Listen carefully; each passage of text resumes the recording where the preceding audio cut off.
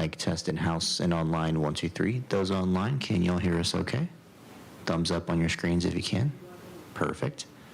Would y'all mind unmuting your mics temporarily and testing your microphones for us in-house? Thank you. Hey, this is Frank. Were you looking for here? Like that? Test, test. Good check, good check. Test, test. Good test.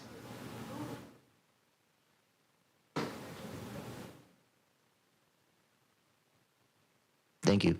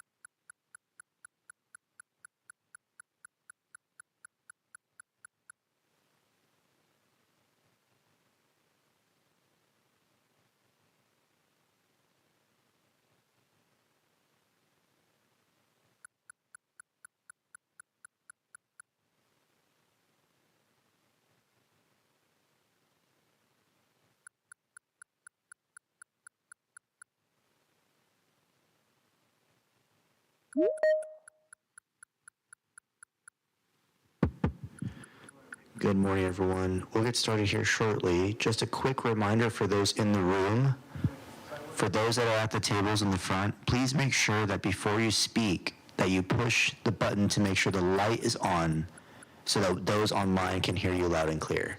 You may be able to hear each other in the room, but if the light is not on, those online will just hear it muted. Thank you.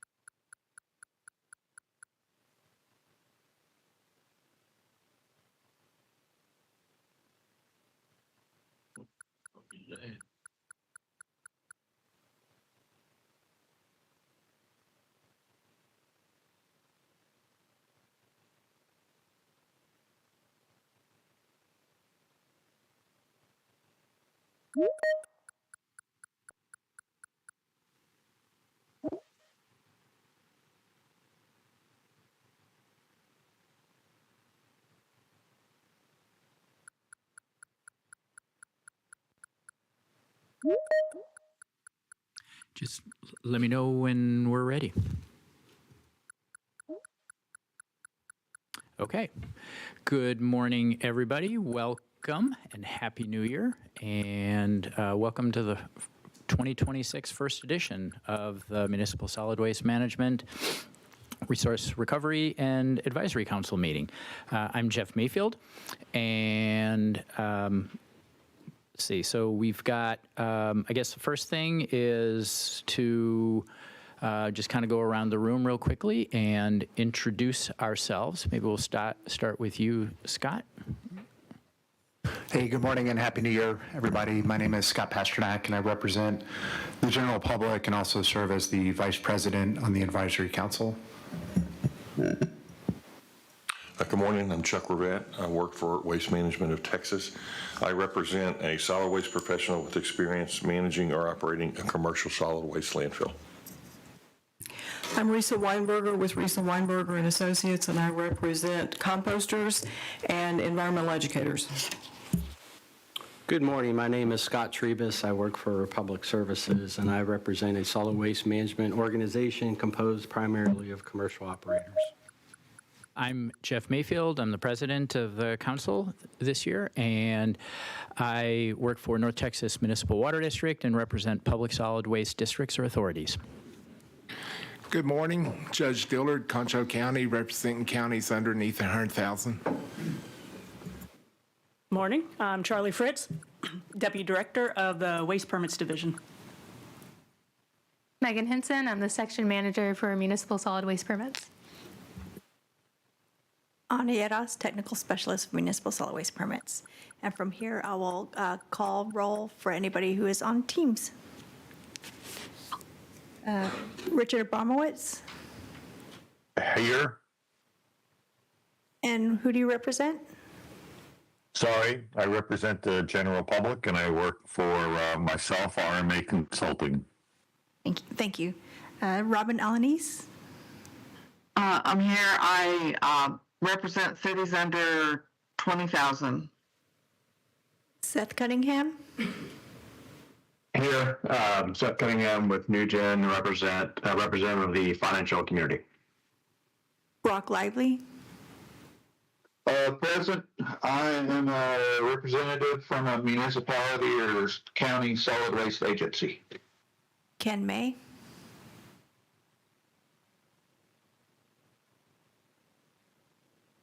Tom Parker,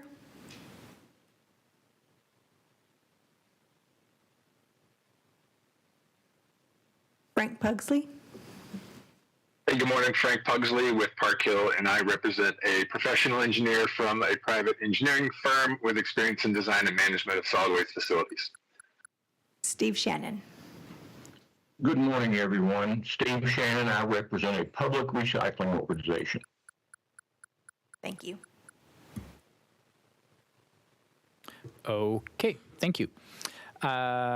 First item on our agenda is Charlie Fritz with her Waste Permits Division update. Morning again. I do not have a lot, so we'll run through this quickly and feel free to ask me any questions. The division continues to work on various rulemaking topics. Don't have a lot of updates on how it's going. We've made progress, but just again, not a bunch of substantial updates. We continue to work on it. So no details on what we're changing, how we're going to change it, and when. But we'll definitely, as we progress, we will inform MSRAC and definitely communicate with stakeholders on the direction we're going. So you'll hear probably more during spring and summer on just rulemaking topics in MSW, composting, and all that. So you don't worry, it's nothing major. It's going to be more targeted impacts. Not a full-blown overhaul. We're just targeting a couple things here and there. For HB 3229, this was a bill passed during the legislative session. This one targets renewable energy recycling facilities. So recycling facilities that handle renewable energy components.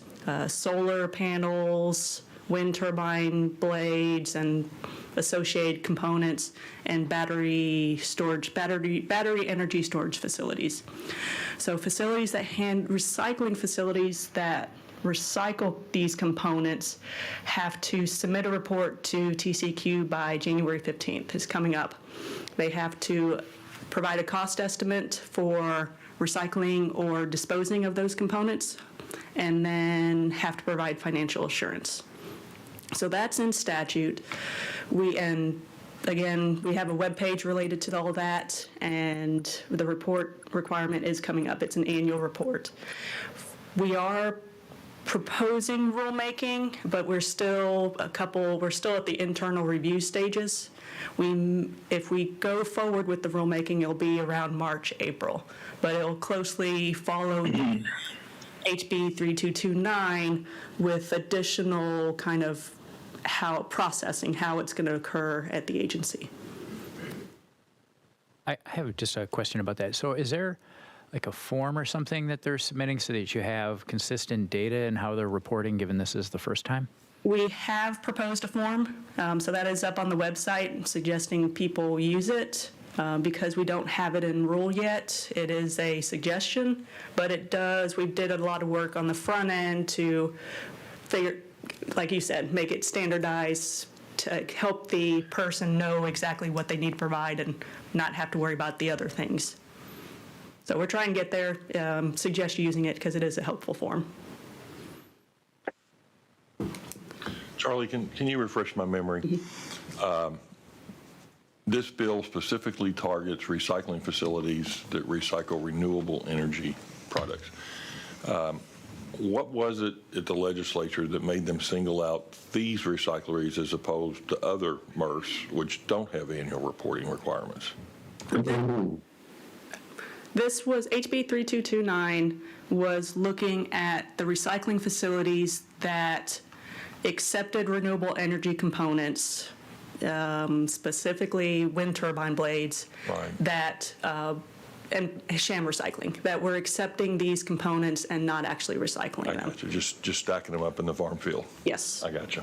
Okay. And so that's where the financial assurance component comes in. And so it's an interesting bill to read because it states that they report the amount of unrecycled components and provide the cost estimate and financial assurance based on the unrecycled amount. So it can change through the year, but it's based on a one-time amount. So it's definitely targeting those facilities that are not properly recycling. Okay, thank you for the reminder. And then last, kind of just a broad update looking forward. We have in MSW, we started a new process with public meetings. Have I mentioned this before? I think we. Okay. We may have mentioned this a long time ago, but we're actually putting into more practice now and making it truly formal. But with public meetings, if you've been involved in a public meeting, there is the Q&A portion at the start of the public meeting. Actually, we start the public meeting, and then there's a Q&A portion, and then we get into the formal comments. The Q&A portion, how it's previously done, how it's done in other programs, is people from the public come up to a microphone, over the microphone, ask staff, TCEQ, and the applicant questions, and get a response back, all over in front of everybody. What we're changing in MSW and waste permits is taking that Q&A and have it happen before the start of the meeting and be an individual Q&A session where it's more people individually come up to staff or the applicant and ask questions on a one-on-one basis. We typically do this for about 30 minutes before the start of the public meeting.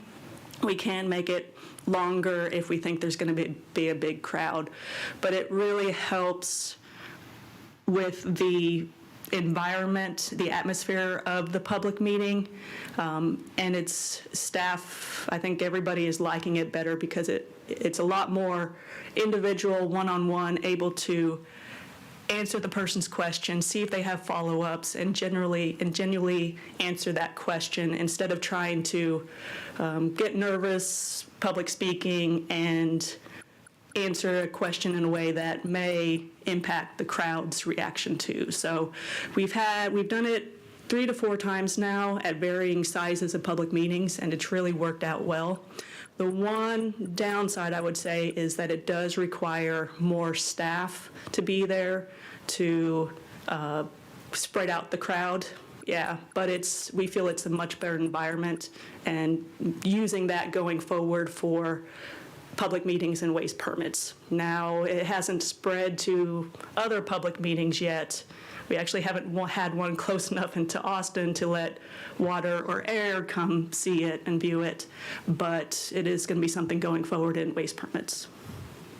Charlie, in the ones you've done so far, did you set up like stations around the room and maybe poster stations or something like that? Or not really stations, but we are at the front of the room, and then we kind of split out TCEQ staff, which includes MSW, environmental law, the regional staff, and then the applicant on the other side. So people can come up to TCEQ or the applicant, ask questions. And if we get questions that are really the applicant can better answer, we walk the person over to the applicant and go, hey, can you help answer this one? Okay. Are the questions and answers recorded in any way? No. The question and answer previously were not recorded either.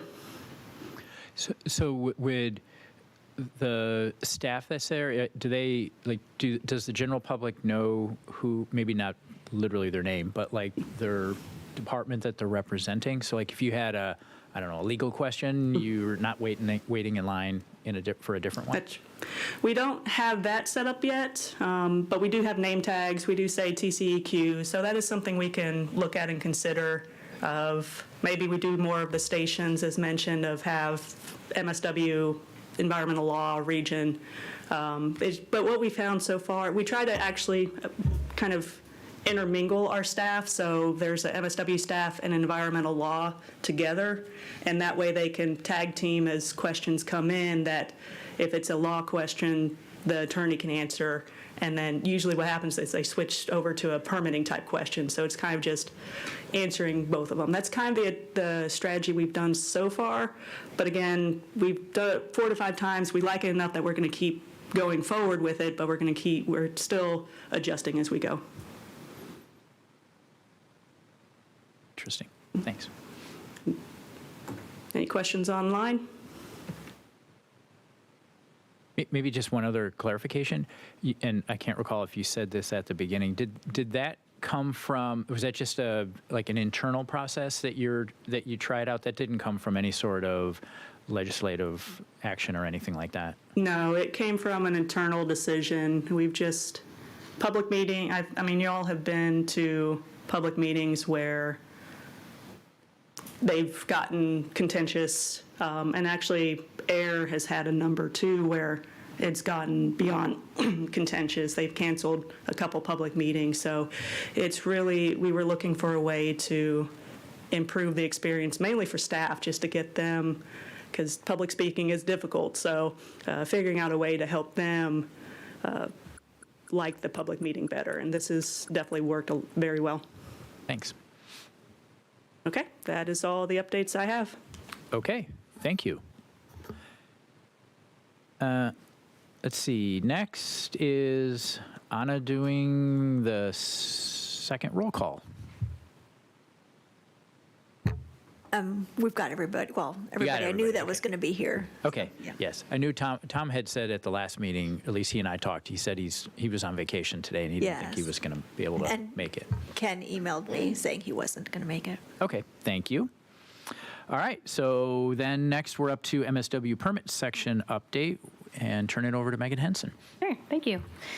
So starting off with our staffing situation and number of vacancies, we currently have 2 vacancies, and one is an engineer position. One of our engineers who had actually been with us for 20 years moved to a different area of the agency. So Chandra Yadav, if you ever worked with him, he's now in UIC. So cool to see people still growing and learning, and hopefully he's taking all those great things from MSW over to UIC. And then also the other vacancy, we filled the work leader position that was vacant, and we filled it internally within MSW. So that person will start February 1st as a work leader, which means we need to fill an environmental permit specialist position. So we're working on those right now. With the holidays, we know it's not the best time to post an engineering position on December 19th. You're probably not going to get a lot of applicants, so we waited till the new year started. As far as our major applications under review, we currently have 20 permits and 6 registrations. So we're keeping those moving through the review process. We've had really kind of picked up how often we meet with our applicants, especially when we start getting into NODs or notice of deficiencies. We found that a lot of times just having that 30-minute, 1-hour meeting to discuss some of the more technical aspects, or if something's kind of worded a little bit tricky, we encourage everyone on our side to set up meetings, and we've noticed that a lot of the applicants have also started taking that initiative too. So a lot less back and forth in writing and the formal, an application submitted, we have comments again, and more like let's knock out what we can through discussion. So we're going to keep that up and keep all these major applications moving. For the 2025 annual report, so the reports were due November 10th, and we're underway, and actually this year it seems like all of our outreach early on was effective because we have 97% of the reports submitted, which is up from 88% last year. So we appreciate that everyone has been receptive to the message of get your reports in early. We still have 19 facilities that haven't reported, so we're hounding them now. Weekly emails and phone calls, trying to get those reports in as soon as possible. Is that a significant improvement from historical, or was last year a blip and it was much lower? Or it was lower previously, so we've actually improved the doing some reporting. year-over-year improvements? Mm-hmm. Huh. Yeah. And you're attributing it to mainly to just more outreach? Yeah, proactive communication on our part. So we reach out early and often. That's kind of our motto. And then once the deadline's passed, we used to wait almost a month before sending a reminder email. Now it's within a week. And then we start those phone calls and emails a lot sooner. Yeah, good. Good for you. I told you if you send out a letter that said, or you will go to jail, you would get a lot higher response rate. We didn't go quite that far, but we just said, or it could be a violation if you don't report. So. Violation's a good word, too. Yeah. That is a good word. Megan and Charlie, let me really compliment you guys. There's very little good that came from COVID. But one of the good things was we all learned how to do remote meetings. Yes. And it has changed the permitting world tremendously. And you guys embrace of the technology and doing that. Me personally, you probably saved me a month and a half of driving back and forth between Houston and Austin. But I know it's more efficient for y'all too than to have people come in, traipse in, get a conference room, do all that. It's just, you guys got them down. They're 30 minutes, and I encourage everyone to take advantage of your offer there. So you've done a great job.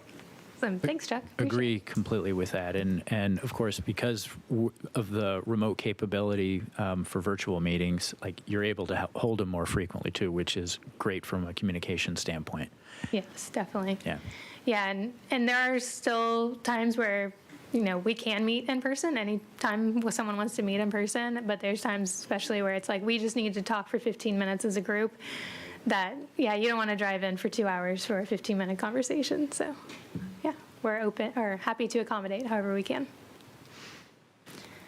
All right, the next up on the list is our regulatory guidance for exiting post-closure care. So y'all may remember a couple of years ago now, we brought the guidance to y'all as a draft.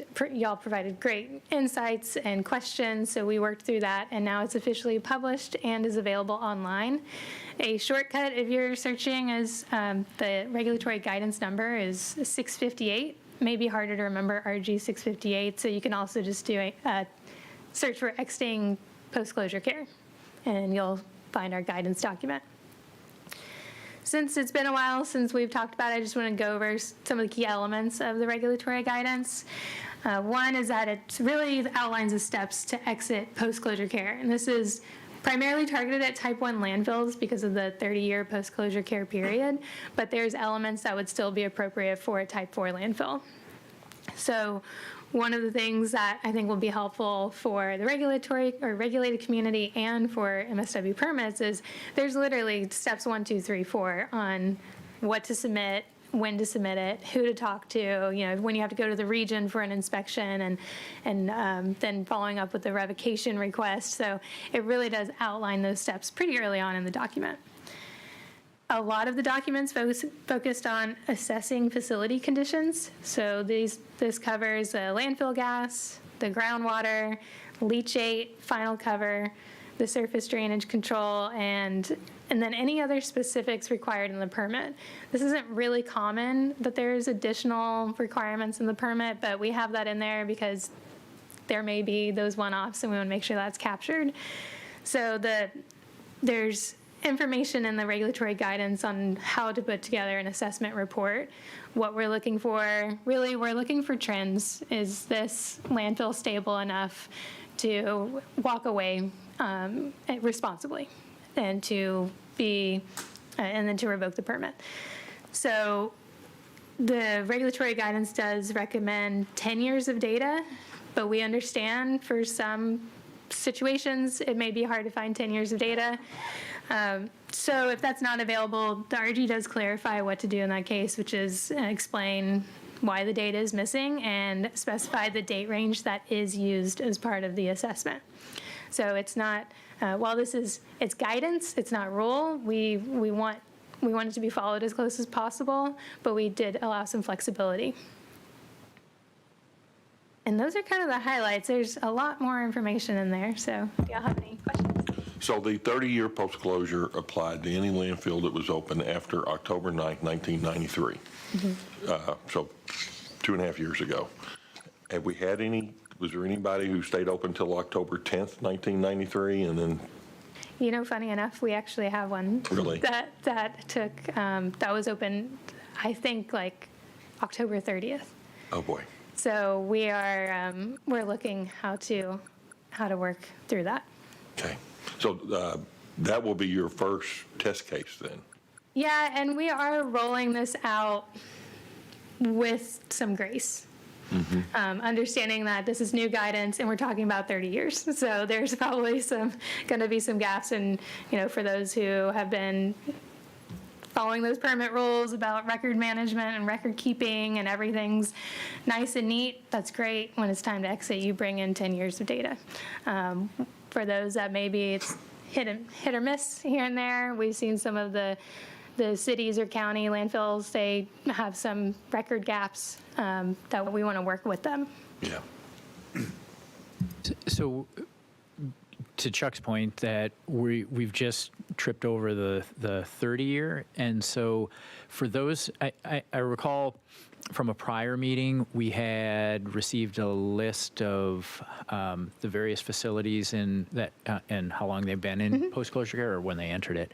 So, for those that are coming up on it, or maybe it's already passed, was there any sort of specific outreach to each of those permittees that, hey, this is out here, or most are aware, or like? That's a good question. I'm actually, curious if there could be maybe some small entity that just kind of fell off the radar and they've lost track of time and they don't know that they potentially could or not.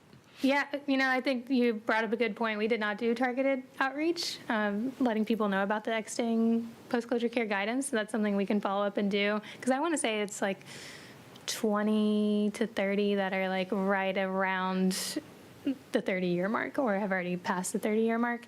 So I don't think it'd be difficult for us to follow up with them and give them hey, heads up. So yeah, we'll move on that. And potentially even those that are say 10 or 12 years out, since you're looking for 10 years of data. Yeah, give them a heads up. Yeah. Good. I'm glad we've seen this to completion, because a lot of entities that have facilities that are in post-closure care have been wondering what's going to happen. Yeah, absolutely. And like I mentioned, it's geared towards type 1 landfills. The type 4, you're not going to have, most of them won't have 10 years of post-closure care data since there's a 5-year post-closure care period. Generally, the same principles apply as far as the steps that you follow, making sure there's a region inspection, that you have some data to back up the assessment that it's safe to exit post-closure care. Great.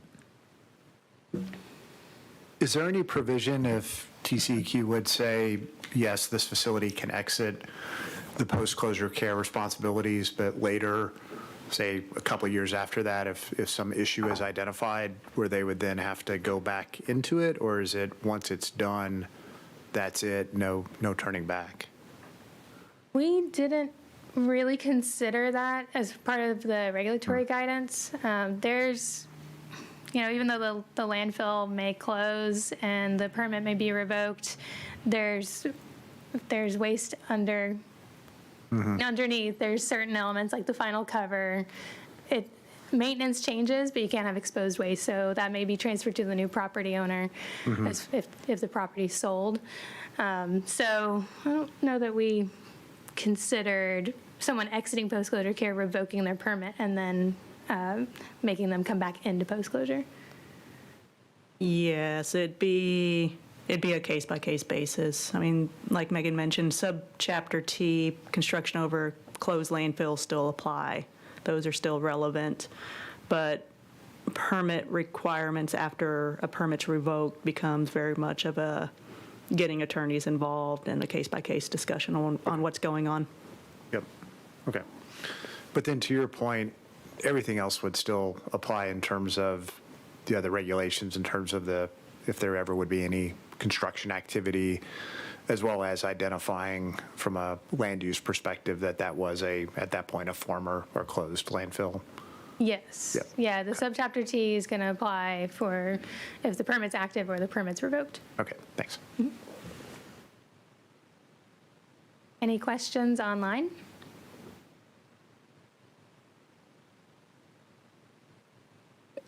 I have another just follow-up question. So when you close, when you enter closure, so there's a deed notice, and is there any, I just don't know the answer to this, is there any requirement when you exit post-closure to, I guess the deed is simply to notify that there was a landfill there or an operational landfill, but there's nothing that says, like, no requirement for, I don't know what, acknowledging that the facility is exited post-closure care and the permit revoked, or is that's just silent? Not that I'm aware of. I think the one during closure, that there's a landfill that'll here. perpetually stay with the property. Right. Okay.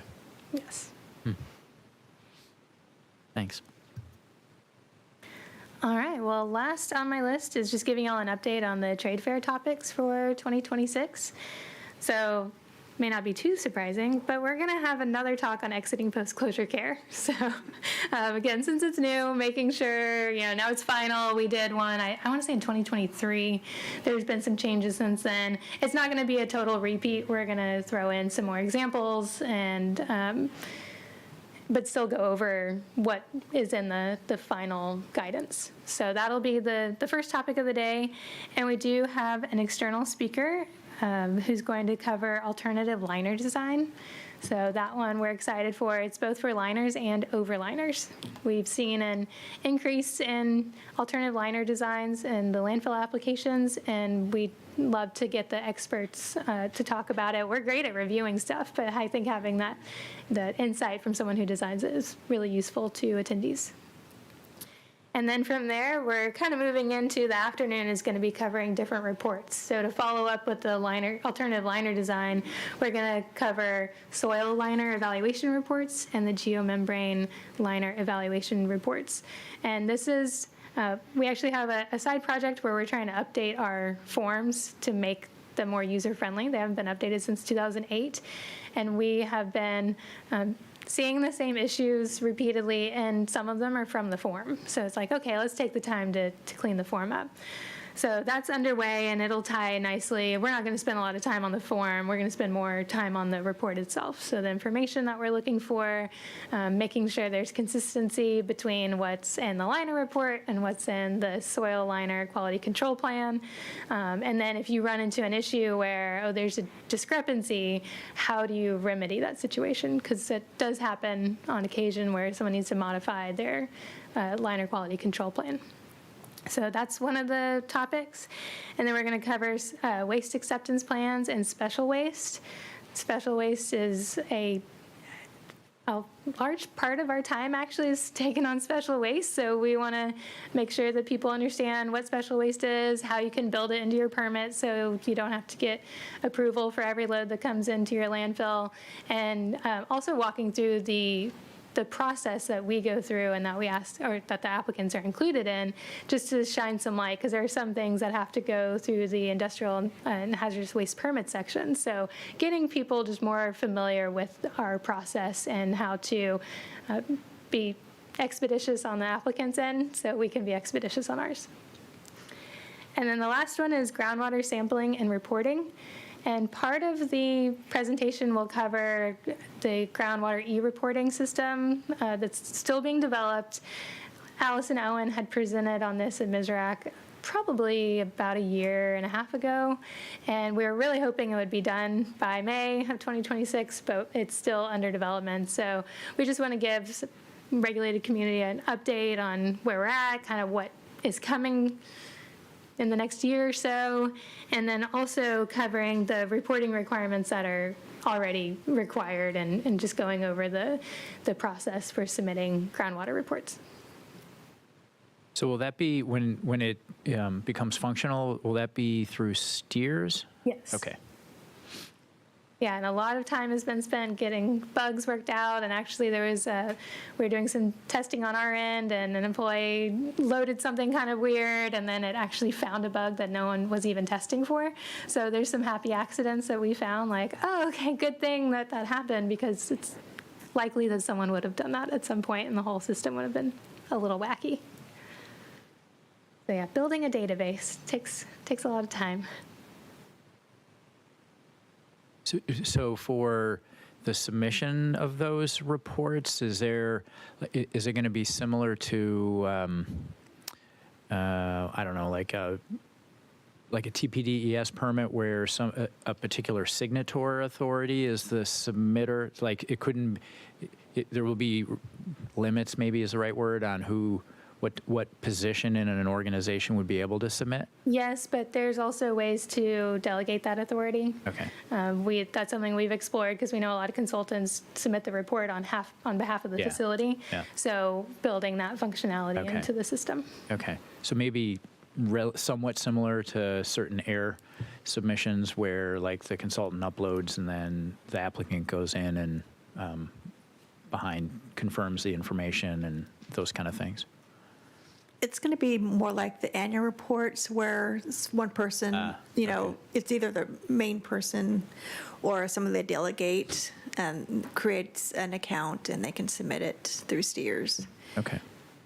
All right.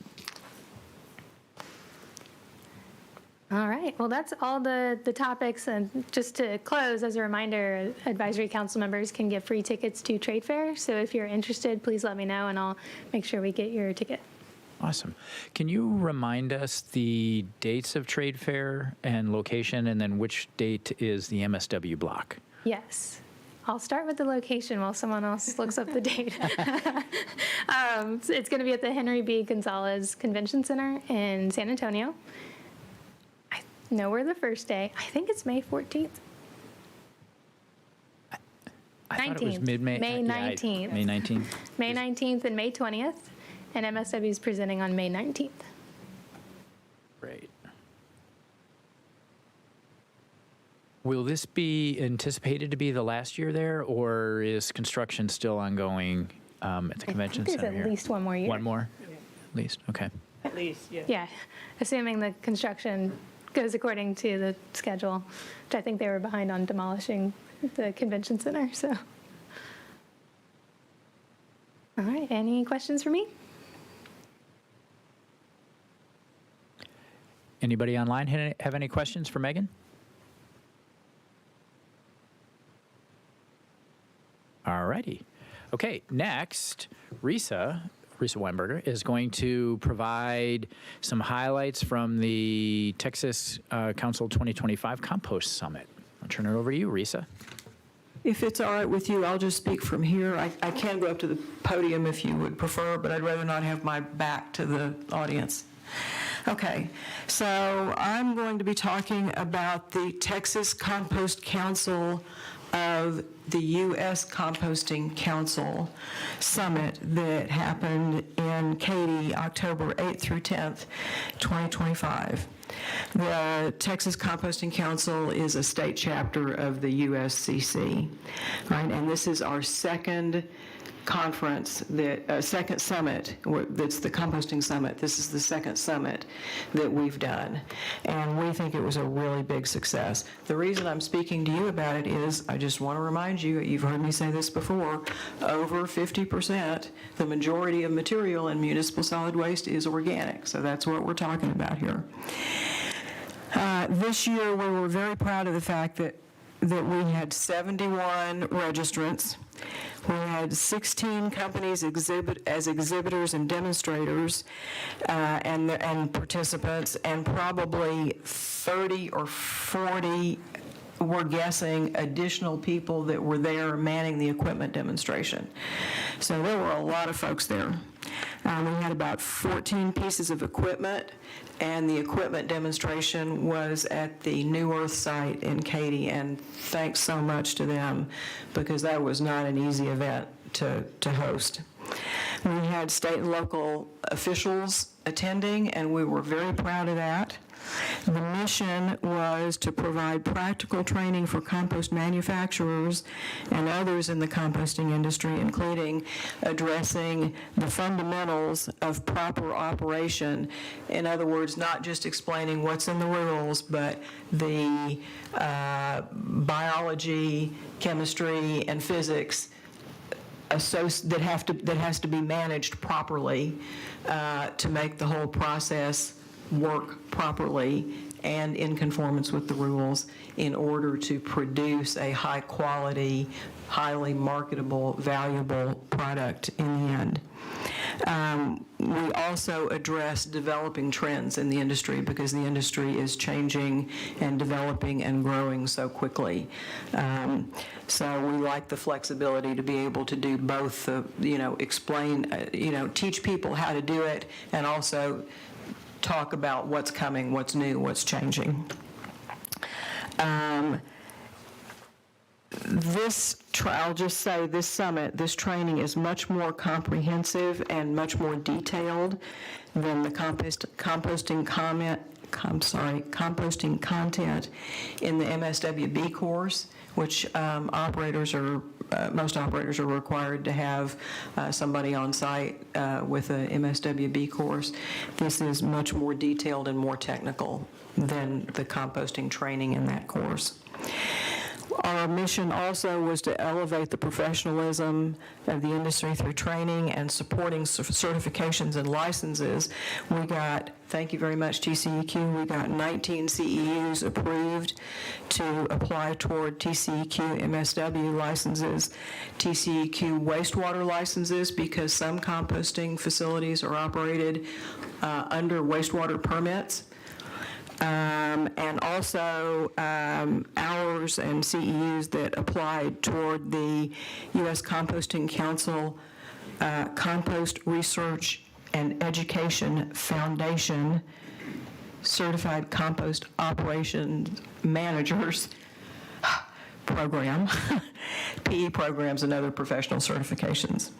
We also, another part of our mission was to boost compliance with TCEQ requirements because they can be pretty complicated sometimes, and to support networking with people in Texas and beyond. And we also wanted to give regulators and elected officials a greater understanding of the industry, and we had several regulators in addition to the elected officials that were there, so that was great. We had 13 speakers from 4 states on 16 topics, plus a hands-on, real-life student exercise where it was really pretty fun and pretty interesting. We took the fundamentals that we learned in the class, divided up into teams, and these 7 teams got to design a recipe using 9 different feedstocks, real material on the ground, and we mixed up the recipes that they designed, and we had a contest to see who could produce the hottest pile basically in a day and a half during the course.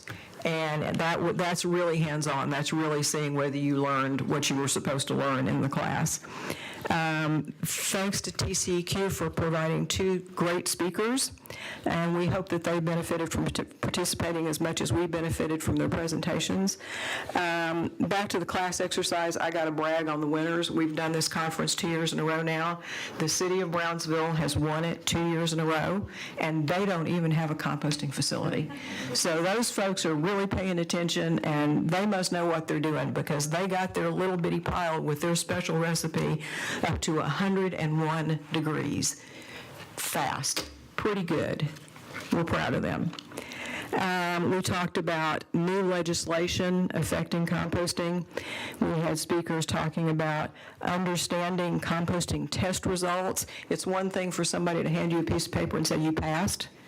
It's another thing to really understand the data that you're receiving in your test results and what that means in terms of your product and how you could and should market it properly.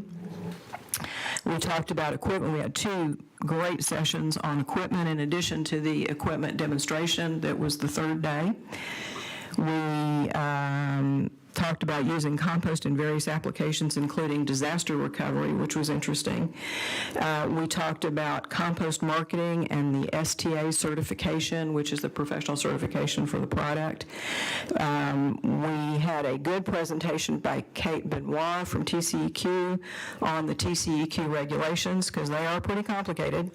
We talked about operational upsets and safety, TCEQ compliance from the point of view of going going through an inspection from TCEQ, and that was presented by Theodora Jacobs. My personal favorite was PFAS legal issues, litigation, and liability associated with composters. Not just, the toxicology of it, but the real legal ramifications and liability associated with it.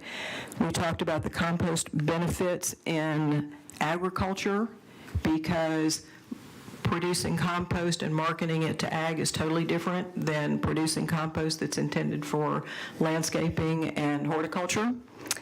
We talked about fire prevention and control, and I can say the 2 fires that I'm aware of in Texas most recently at composting facilities, nobody from those 2 facilities were there in that session.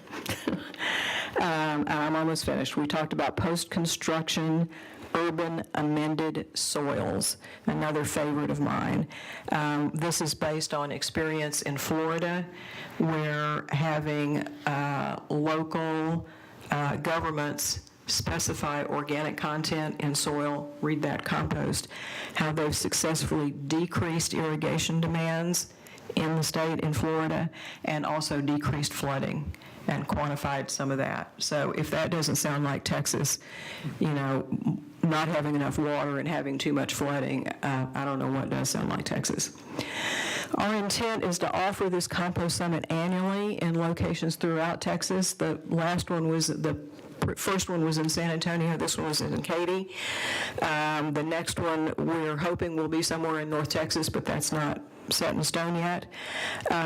We also have tried very hard to make this available, this 3-day course available at as low a cost as possible to participants, because we want as many people in the industry to attend. Texas Compost Council is a nonprofit, and so that's part of our mission, to try to make this affordable.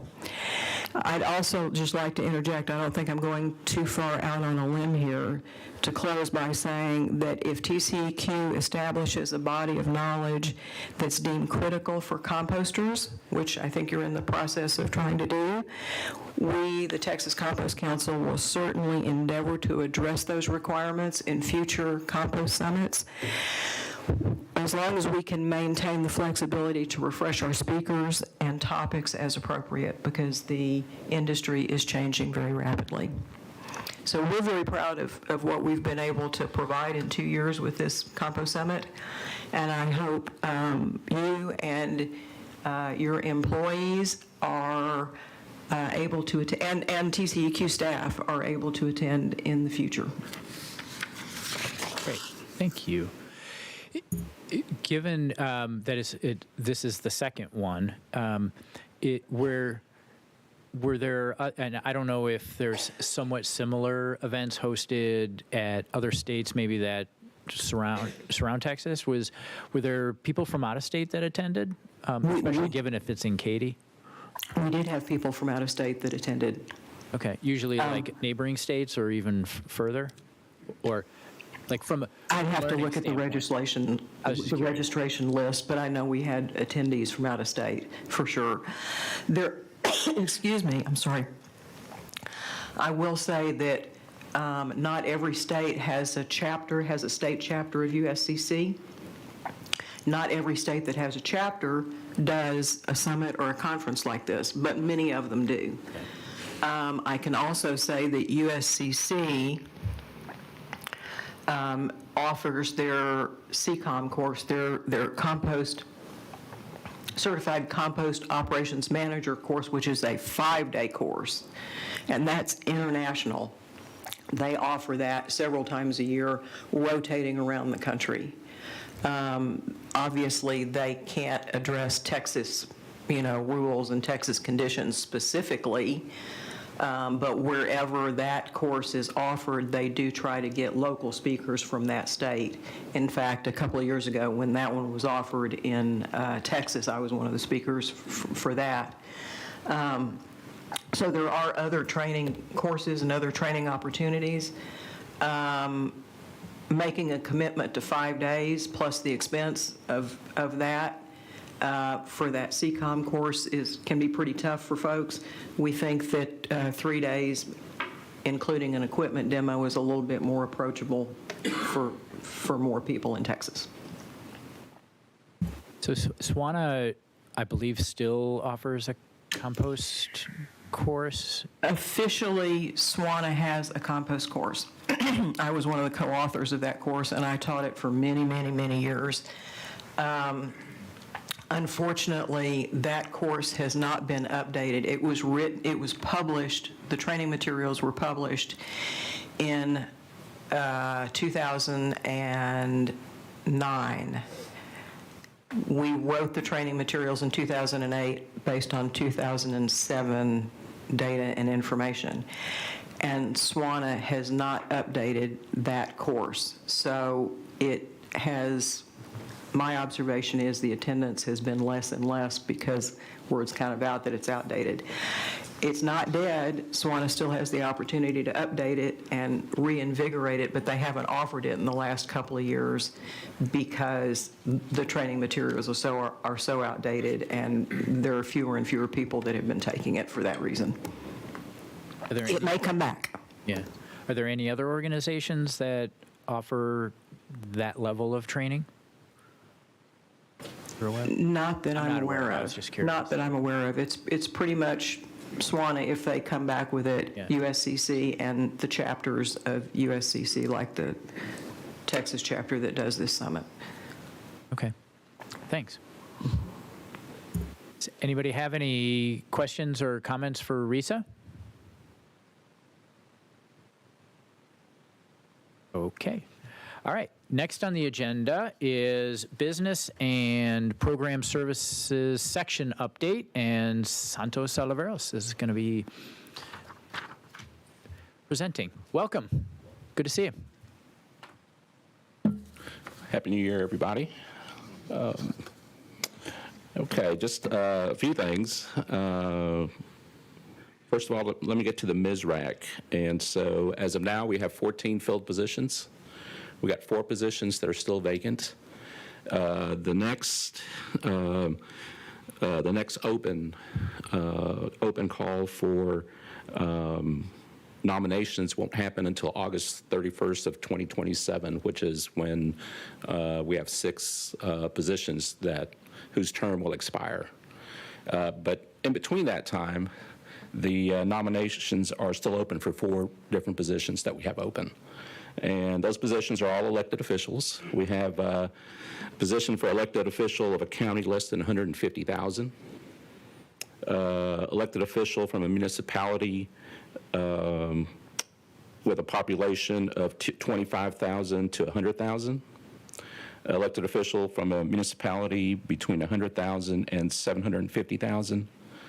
And then an elected official from a municipality of 750,000 or more. And so those are the 4 open positions that we have open. The external web page for the MSRAC has been updated. And instructions about the nominations for those 4 vacant positions being open is included on there. We have the application that has been updated and is operational, so they can go in and get it and fill it out. And then also other instructions, including that the conflict of interest document that they have to fill out. So all of that's up to date. And again, if y'all have anybody who may be interested who fits into those 4 positions, they can apply at any time.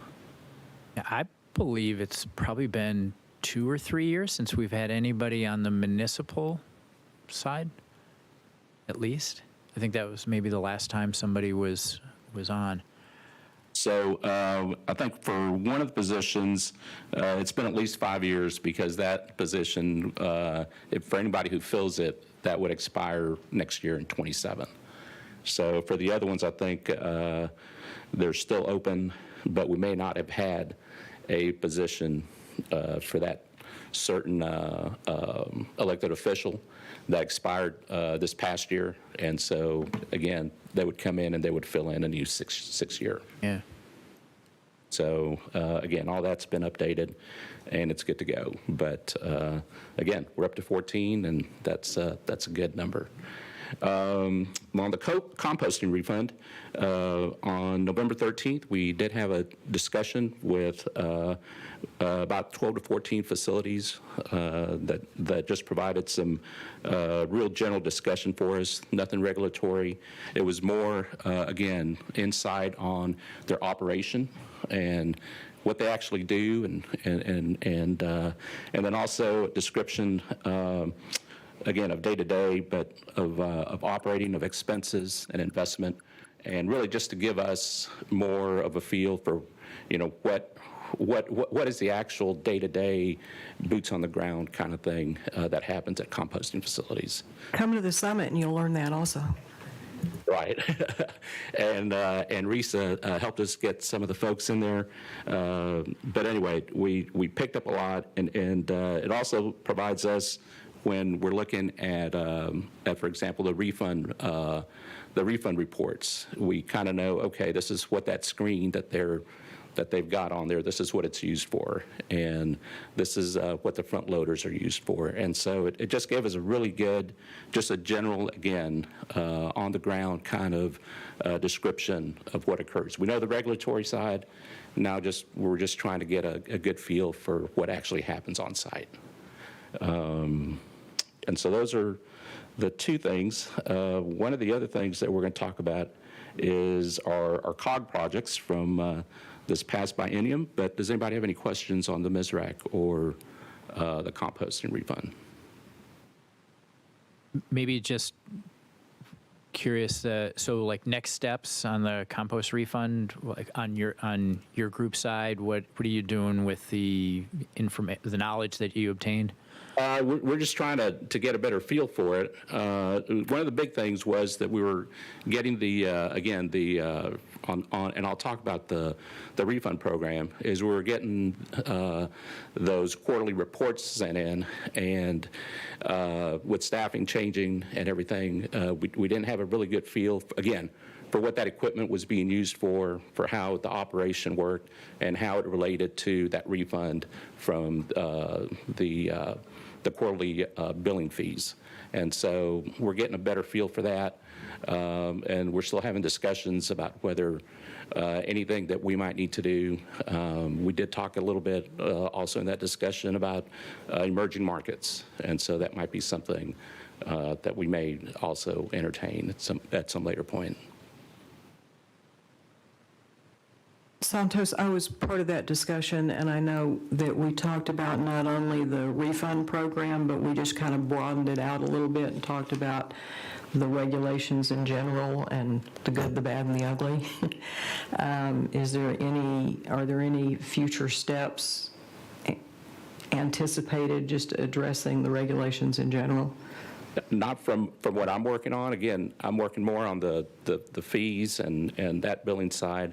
And again, I think there was some discussion earlier about some possible rules or something like that. So I would defer that to Megan. Yeah, not for composting right now, but we always want feedback, and so at any time we can chat about issues that you see with the rules and options for moving forward. Well, I just encourage a little cross-pollination, if it hasn't already happened, for some of the comments that were submitted in writing, to make sure they get transferred over to Megan.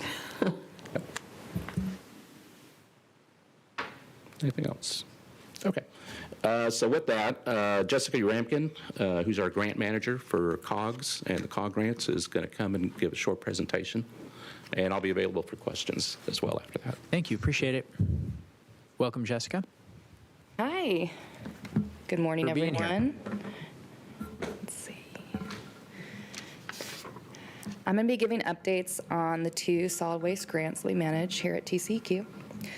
The first one is the Regional Solid Waste Grants Program, which is the state-funded grant, the much longer-standing grant. And for anyone that's not familiar, I'll give just a little bit of background. The purpose of this grant is to support the councils of governments throughout Texas in solid waste planning and carrying out projects with the goals of increasing recycling, diverting, minimizing, and managing solid waste in their region. The funds go from TCQ directly to the Texas Councils of Governments, and then they can determine what projects are priority in the region. And the funding amounts for each COG ranges from $230,000 every 2 years up to $2.17 million. So quite a bit of variation there. For the biennium that we just wrapped up, just turn this.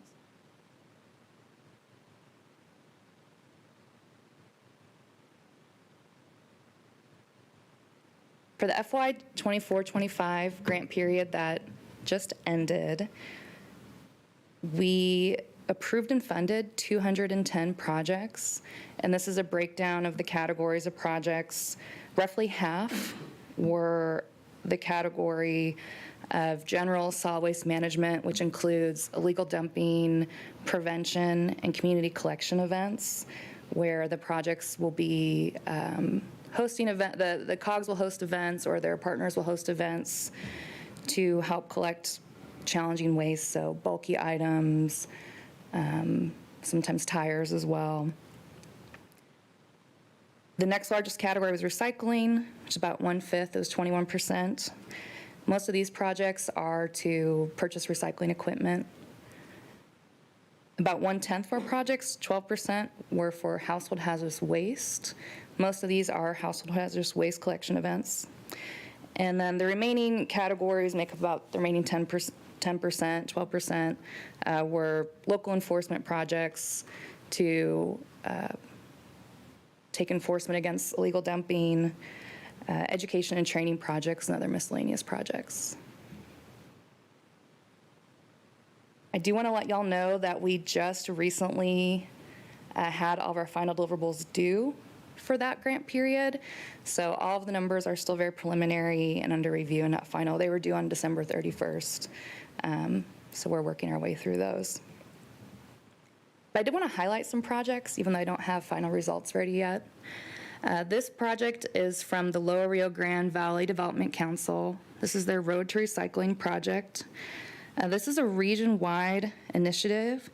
And this biennium, they were able to not just collect, but also recycle nearly 50,000 tires, which I think is very commendable, because especially the recycling part can be really challenging with the COGs, or for anyone, but just including the COGs.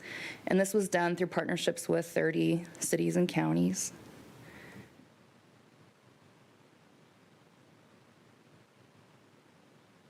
In the Nortex region, Nortex Regional Planning Commission, they had a project with the city of Seymour doing some, relatively small actions that have a big impact at the transfer station there, where they're doing fence repairs. And also they purchased some tire trailers, but it's allowing them to properly dispose and manage all of the tires they collect that are legally dumped.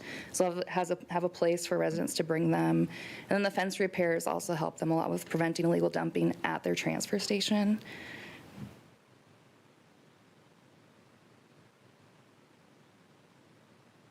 Too far. And I also just wanted to highlight some of the disaster debris focused projects from 2 of our COGs. With the Capital Area Council of Governments, in response to the flooding in Central Texas in July, they did use some of the funds, their solid waste grant funds, to help clean up flooding debris for the counties where a disaster was declared. And then Houston-Galveston Area Council, they have for a long time now been hosting disaster debris seminars, but they pivoted for their July seminar to focus on flood debris management, including how to assess the damage and environmental impacts.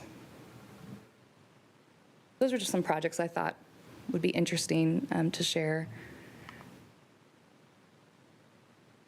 Looking forward to fiscal years 26 and 27 that just started in September. The COGs will continue to implement their regional plans, which were approved, which started in 2022 in their 20-year plans, so they'll continue to implement those regional plans. The COGs will also continue to provide technical assistance to all of their member communities, as well as to facilitate the solid waste advisory committees that are the stakeholders that help guide their programs. And for us at TCQ, we did have some process improvements we're starting for this biennium. One of them are review checklists for both the budgets that the COG submit to us as well as the projects, just to help to get those reviews done faster and to help get the project started sooner so that once those local governments submit their application, there's less time passing between when they actually start the projects. And then we also are allowing for what we call our blanket project approval, where some of the councils of governments, if they have multiples of the same type of routine project. So for example, how I said 54% of our projects were those general solid waste management, most of them are community collection events.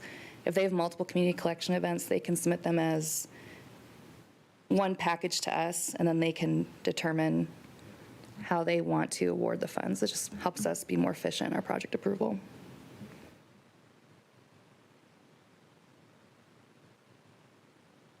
And then I also wanted to give updates on the solid waste, I'm missing a word here, but solid waste infrastructure for recycling, the SWIFR grant. This is our federal grant through EPA.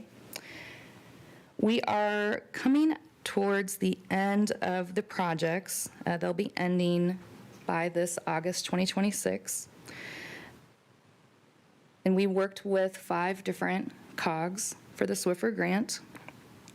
This grant has an emphasis on projects that increase recycling and composting throughout the state. And for TCQ's grant specifically, we also wanted these projects to be able to be replicated in other regions since we could not award all 24 COGs. I put a brief description of the projects here. With Capital Area Council of Governments, they're creating a school food waste diversion composting program. With East Texas Council of Governments, they created a incentive program for businesses and institutions like local governments to reduce waste. They created toolkits to promote that, as well as a recognition program. And the Houston-Galveston Area Council, they created a tool to assess the needs of recycling facilities. In Lower Rio Grande Valley, they are also creating a school composting program focused on vermiculture. And that's what these pictures are from, is from the students setting up some of the supplies. And then North Central Texas Council of Governments, they're creating model or example ordinances and contracts and requests for proposals documents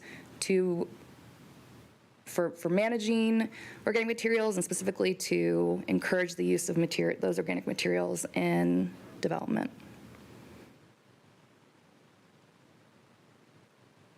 EPA has announced a second round of funding for the SWIFR grant. At this time, we do not yet know how much could potentially be awarded to TCQ, and we're still having internal discussions and gathering information to see if we want to move forward and what that would look like.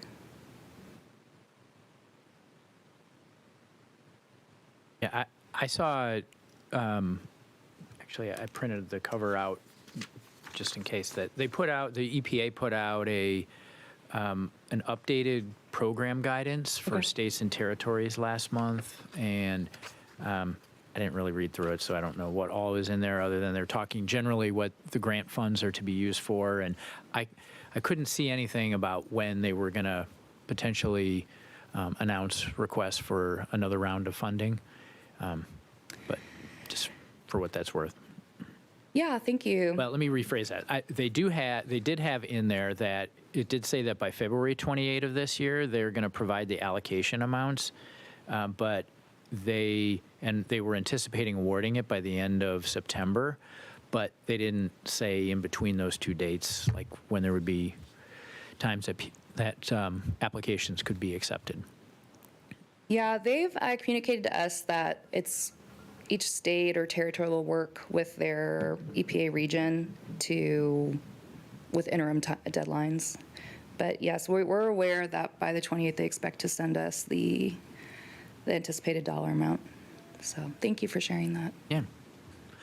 So maybe others have questions. I'll just start because I got a couple. Okay. Can you remind us, I'm always kind of fuzzy on the details. So for the COG grants, so the funds come from Fund 5,000? Is that right?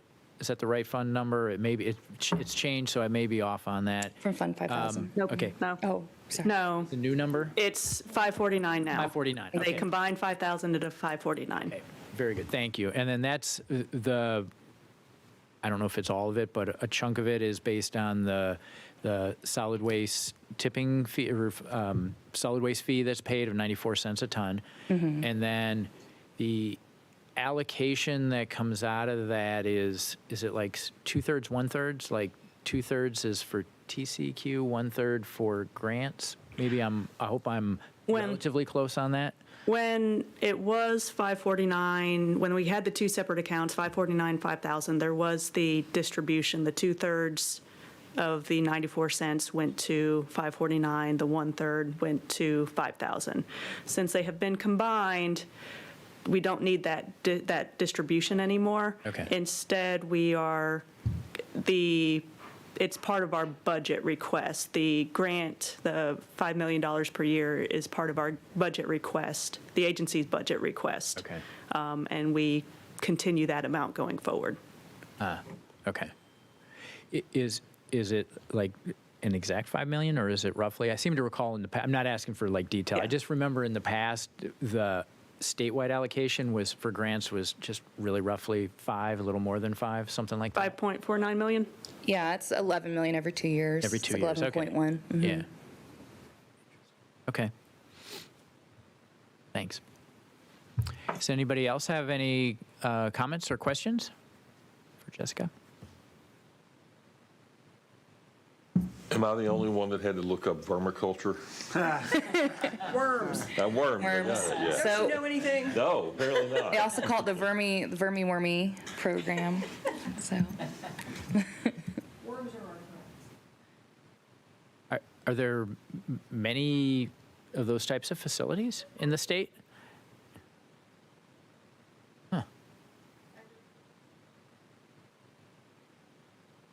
Sorry. Off the top of my head, okay, there's one in Garland, I know, there's one in Tyler, and there are obviously Lower Rio Grande now, and I'm sure there are others, because you wouldn't believe how valuable worm castings are. Go to your garden store and buy them. They're very expensive. So if you're willing to be a worm rancher, you can make a very valuable product out of organic, generally food waste. Yeah. Huh. Interesting. and they're just doing it at the schools themselves. It's small, very small scale. It's like a new facility. Yeah. Yeah, I've done, worm vermicomposting projects with elementary schools before. So, there's all kinds of small ones, but there are some big ones. I wish I could name all of them off the top of my head, but I can't. Yeah. So they predominantly just collecting the cafeteria waste and using that, or, like if it were at a school, is that typically what their food source? If it's at a school, yeah, that's typically what it's food waste generally. Yeah. Huh. Interesting. And you have to know how to wrangle worms, but when you get it figured out, it can be a great business. Do you push from behind or lead?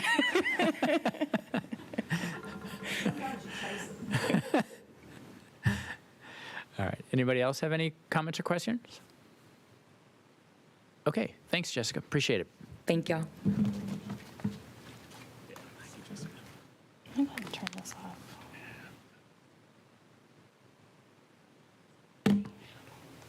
Yeah, just one other thing about the state grant program, and that's that we award over 200 projects, local projects, every 2 years.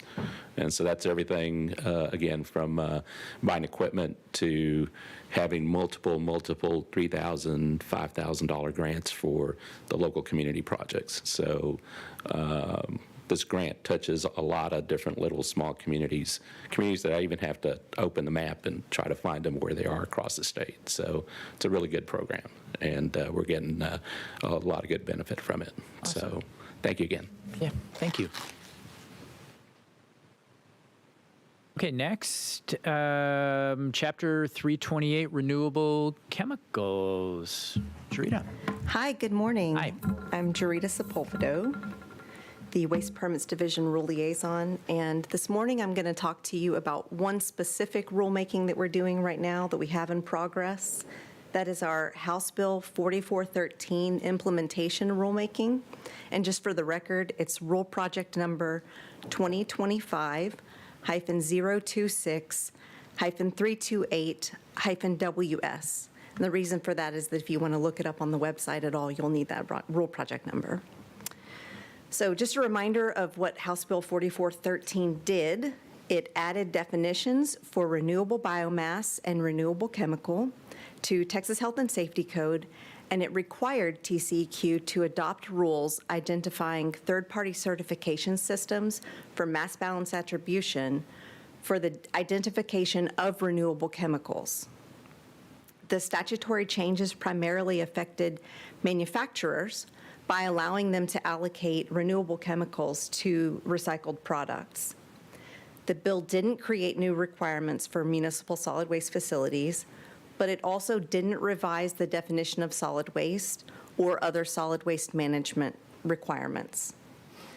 That means that the renewable biomass is still subject to regulation as a solid waste and waste management authorizations. We've proposed amendments to Chapter 328, Subchapter L, titled Third-Party Certification Systems for Mass Balance Attribution, to implement the bill. Those rules were added to Chapter 328 to implement HB 3060 from the 88th legislative session, so you may remember hearing about that. No changes were proposed to any of the municipal solid waste rules. The proposed rules were published in the Texas Register on January 2nd and are open for public comment until February 3rd. Electronic comments may be submitted at tcq.commentinput, all one word, .com. tcqcommentinput.com. We will also be holding a hybrid public hearing to collect oral testimony. That hearing will be in this room or on Teams at 10 a.m. on January 27th. And I can answer any questions you may have.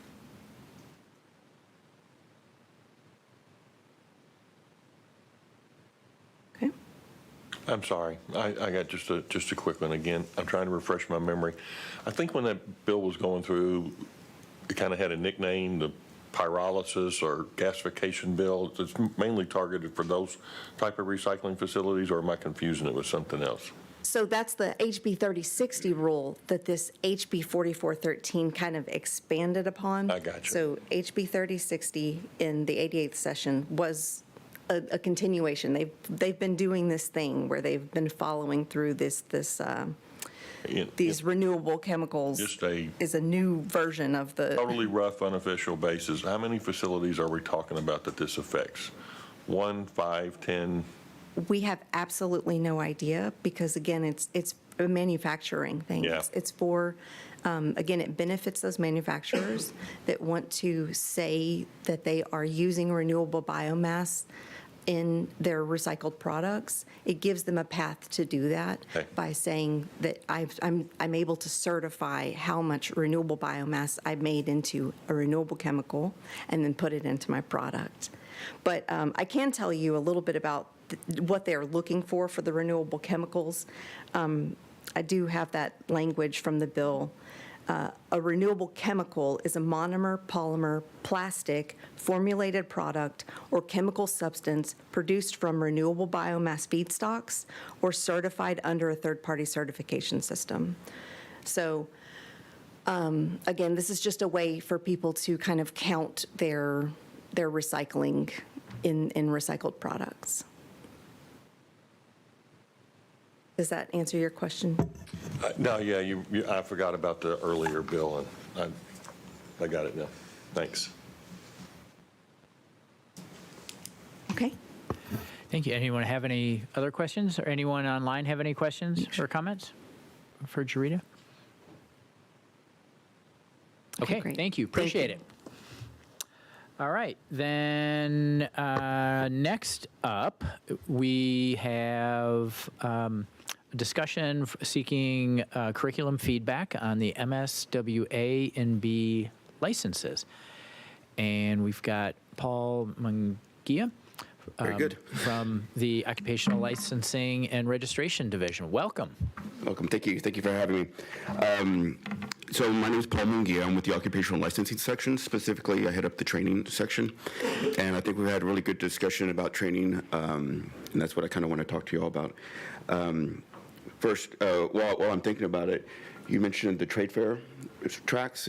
We often get a lot of requests for more MSW, and we're limited, whatever's submitted to us.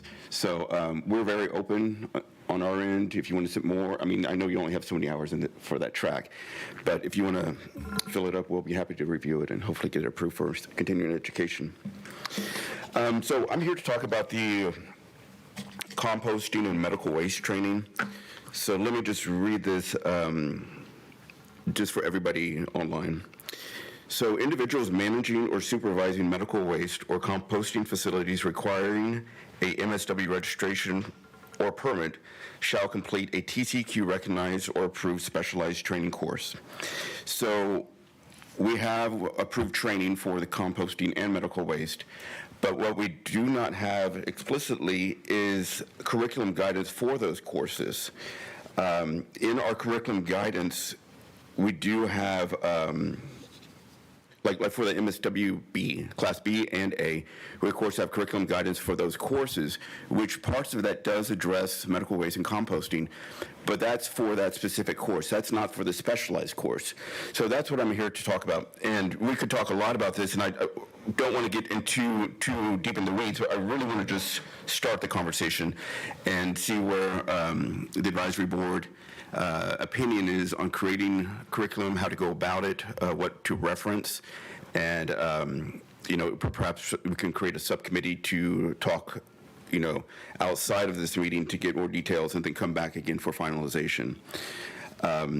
So back in, and there's a few options. So one is we could use the curriculum guidance that's in the course itself as a guidance for the specialized and composting training. Another one, we could just go through the rules in detail and pick out the critical task.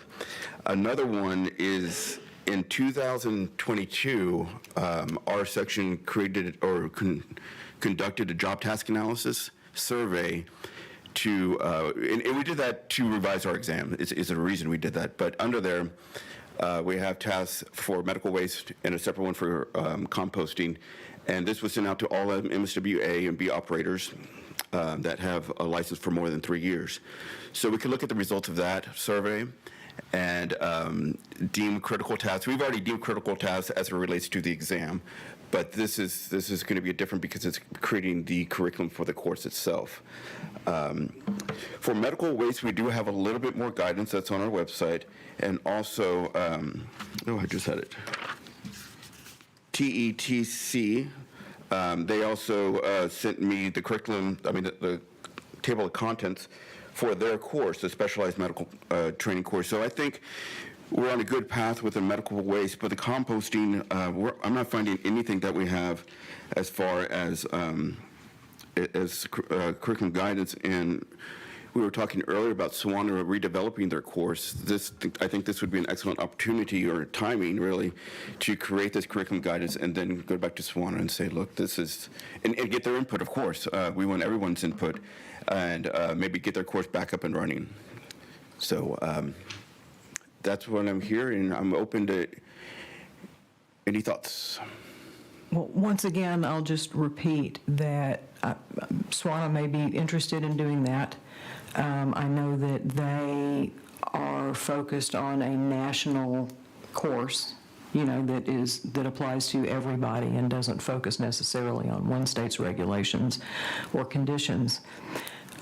So there's that, but I'd also like to just repeat again that I think the Texas Composting Council would be very interested in working on trying to structure future summits to meet the requirements that you identify as critical body of knowledge for composting,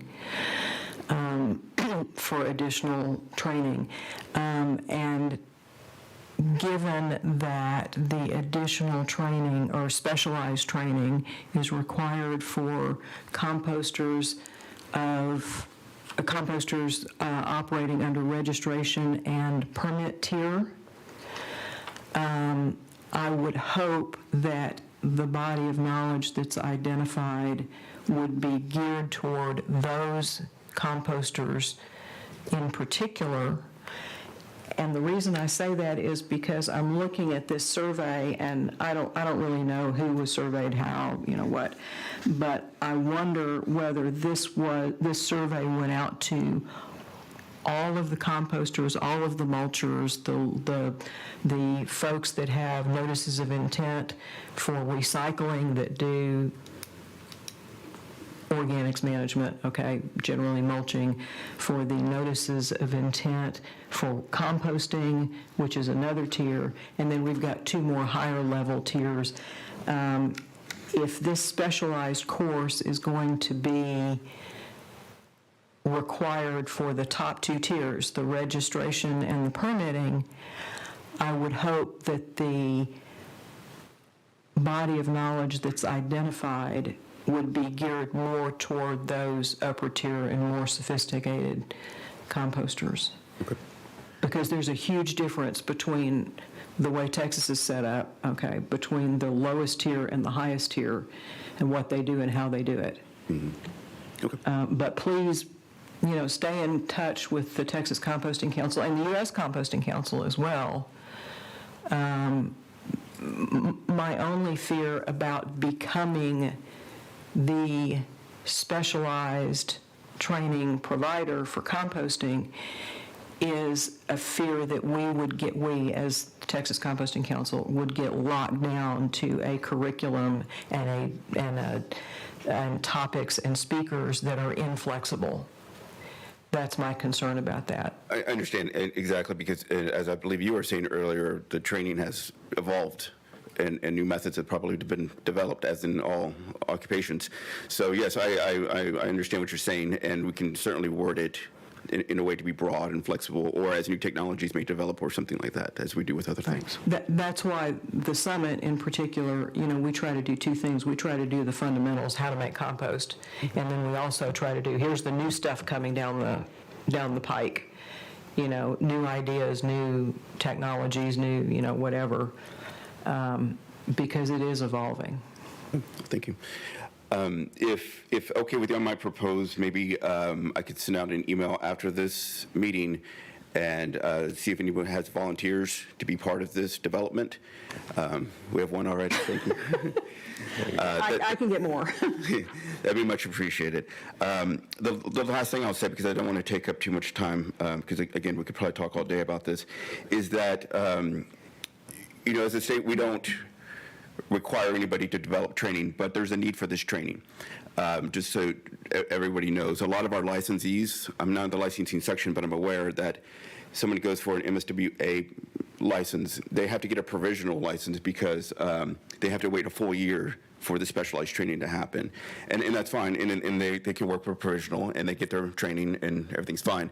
But I think that, personally, I think the process would be streamlined and much easier if there was more training out there, this specific training, so they wouldn't have to go through the route of a provisional and then later on officially getting the full license. The Texas Composting Council did the summit the last 2 years because people were coming to us asking for training. That's exactly. Not just because they needed the CEUs, and they did, but because they needed to learn more than what's in the rules, which is primarily what is in the B course relative to composting. They need to learn more than that, and they want to learn more than that. They want to learn how to do it. Yeah. And that's 2 totally different things. Yeah, exactly. Can I maybe try to seek a little clarification? So in some of the handouts that we received for this, I think what I'm understanding is the specialized training would be separate, like one suggested time frame or length of time was like 16 hours, but that's in addition to the requirements for like the MSWA or the B class, Correct, right? correct. The MSWA, that's a course within itself. Yeah. And then on top of that, if they work in what would I say, medical waste facility that requires a permit, then they have to get this additional course. Okay. To receive the full license. Okay. And then any thought at this point as to like how many renewal hours or hours for getting the specialty license renewed? Well, what was recommended in an older email that we found in our archives before researching this to come here is that one of the Office of Compliance and Enforcement, TCQ trainers, suggested 16 hours. So that's the basis where we're getting 16 hours from. That's a basis. We can start a conversation more or less, whatever the council feels that it's appropriate, and we award hour per hour. So if it's a 16-hour course, they would get 16 hours of continuing education if they needed it, because maybe they didn't have the license, so it really wouldn't be applicable. Okay. And I believe I understand that for like in the water and wastewater side of it, for those operational licenses, there's maybe some or maybe we're in the beginning of modifying some of the rules related to ethics, like the potentially like up to 4 hours of ethics for the license. Am I kind of accurate in what I'm saying? Then I'm wondering, is there any thought of is that being considered on the MSW side also? Yes, so there was a petition by a couple of training providers to require 4 hours of ethics petition every renewal cycle. So it's not to get the initial license, it's to renew a license. This process is in its infancy. We're going to have lots of public comment about this. We, in our section, we send out a survey to all license holders and ask them, should it be 4 hours, 2 hours, 3 hours, should it affect all licenses or just water and wastewater, which was the petition addressed. We got the feedback from that was generally 2 hours was sufficient.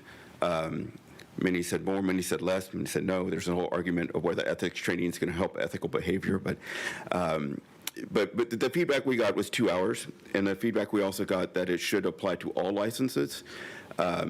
That we have not sent an official recommendation at all. That's just the result of the survey that we sent out. Sure. So as the petition moves forward, we'll solidify those recommendations, and there'll be plenty of public comment period. Like I said, we just started this. Okay.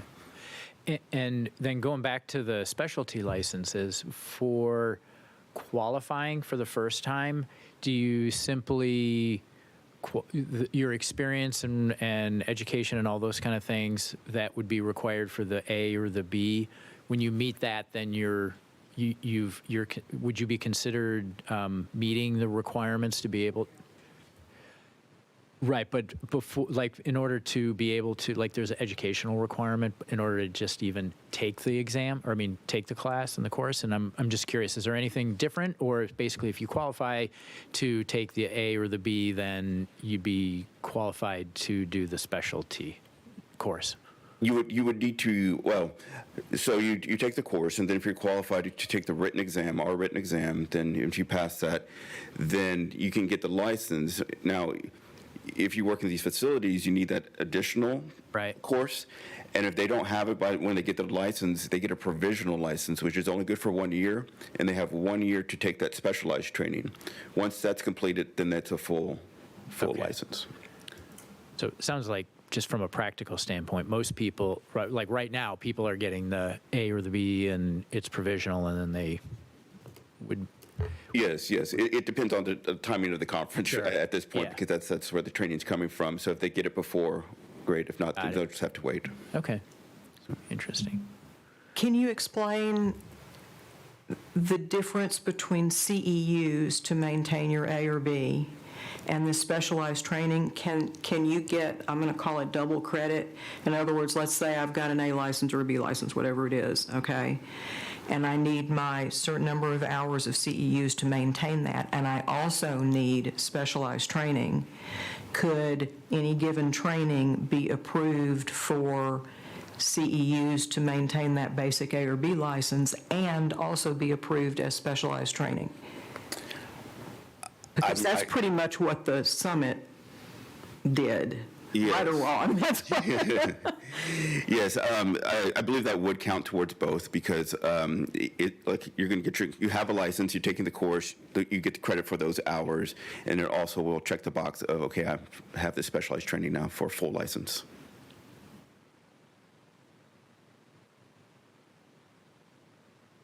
Okay. I had a question. You said 16 hours for the license, and then did I also hear you say you needed 16 hours for the renewal? No, the renewal is a set number of hours. I do not know. I'm not in the licensing section. I do not know that off the top of my head. And I'm not even going to throw out a number because I don't want to say something wrong. The 16 hours. I just know that with the I'm gonna call it the flat MSWA and MSWB because we don't deal with medical out here. But it's 24 hours to get your license, and then you have to have 16 hours for the renewal. And I wondered if the specialty licenses are going to reflect that. Well, we don't have an exact number for the specialty license. We threw out 16 as a starting point suggestion, but that could change.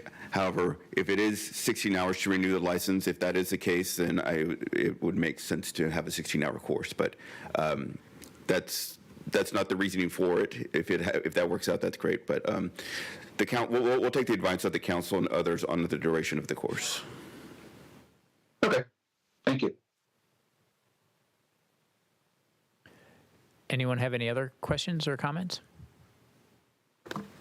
Okay, so recap next steps. What are your desired next steps? If okay with yourself, I would like to send an email out after this meeting to get volunteers to create maybe a little subcommittee to move forward with the details of creating this curriculum. There we go. Yeah. Yeah, send us the information, we'll send out to the group and then copy you, respond to you. Yes, ma'am. Thank you. Okay. Thank you. Appreciate it. All right.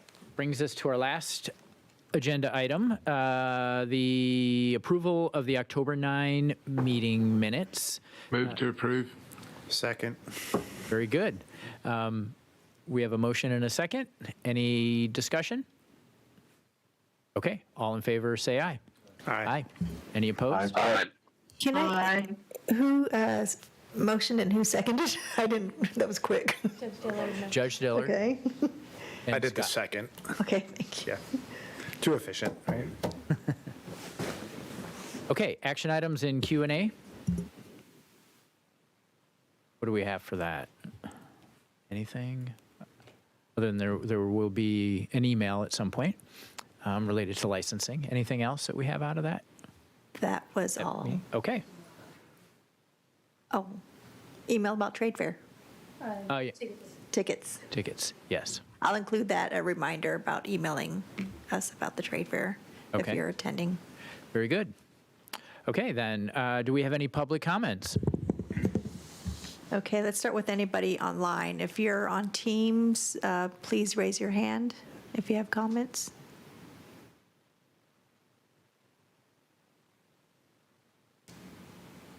I'm not seeing any. If you're on the phone, press *5 to raise your hand.